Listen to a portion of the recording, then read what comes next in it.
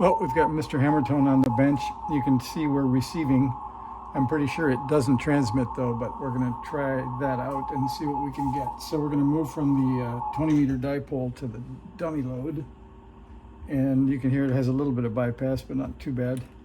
So we're going to grab the scope and hook it up. And I guess the easiest way is to see what we can do into 50 ohms. So we'll take this little hook and we'll grab the middle of the coax connector and ground, and we'll get up to, we'll be optimistic. We'll go to the 5-volt scale, and this is channel 1. So we'll get that about there. And we're set up to look at something around 14 megahertz, so we'll try that. And I'll hit the key. And you can hear we have a little side tone, but we don't have any RF at all. So we'll go down to, we'll go down the other way. There's 100 millivolts. We have no sign of anything. Pretty dead.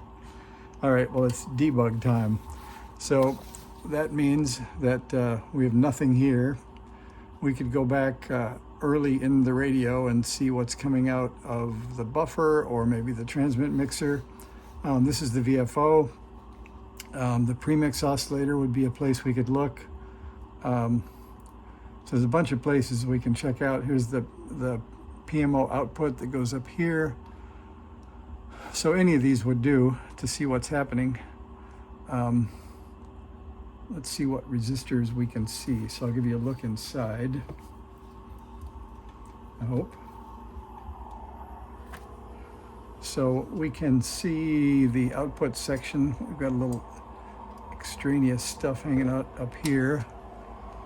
We'll zoom in and I'll show you what we got a little bit. Nice and light. And you can see here's the final output transistor here, and this is the 2222, the driver. So that's an okay place to look. We could look at R12, which is, I think, on the source follower coming out of the transmit mixer, so we could try that. Let me see if I can see a resistor that's easy to see and that will also give us something to look at. So we could look, you could see R15 is on the base of the final amplifier, R12 is on the base of the driver. Those would probably work. We could also look, like I said, at the output of the premixer. I think I'm going to be a little optimistic. We'll try R12 or R13, something like that. I'll see what I can see here. There's R11. There's the drive control. That would probably work. R13 is in the emitter of the driver. We could check that. Let's see. We have. Let's see. There's R11. That's the base. That's pretty early. So I think R11 is easy to probe, so we'll do that. That will give us the base of Q5. Hopefully we're on the right side of that. Now I'll back up and we'll try to key that.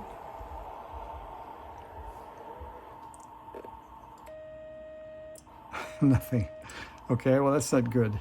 So it's nothing to do with the final output stage. So let's go back. We're hearing a tone. That's a good sign. Let's see what else we can hear. Let's go look. The first keyed stage is, you can see here's the key coming in. We turn this 8-volt line off and on, and that turns on the transmit mixer. So we can see if we have a PMO input to the transmit mixer. So that'd be pin 1 of U8. We can look at that. I think I can just probe that without the pin on there. So pin 1 of U8 is right there. And there's some good news. So we'll turn that up a little bit. and we'll probe pin 1. So this is, yeah, you can see between the peaks. I guess I can't really do it at the same time, but I can guess it was about there. About like that. So that is the PMO, the non-keyed piece. And then, like I said, the first keyed piece of that would be pin 5, and that will get keyed with that 8-volt signal coming off of that the transmit switch. So let's see, I'll probe that with it on the bench, and then I'll hit the key, and you guys can watch the scope. So there is pin 5. And we've got nothing. Okay, so we're not even keying the very first keyed stage. So next is to figure out if we have a key voltage coming into pin 8. So we'll go to, make sure we're already on DC. We'll go to pin 8, and I'll turn that up to a couple of volts, and we'll see if we get keyed. No.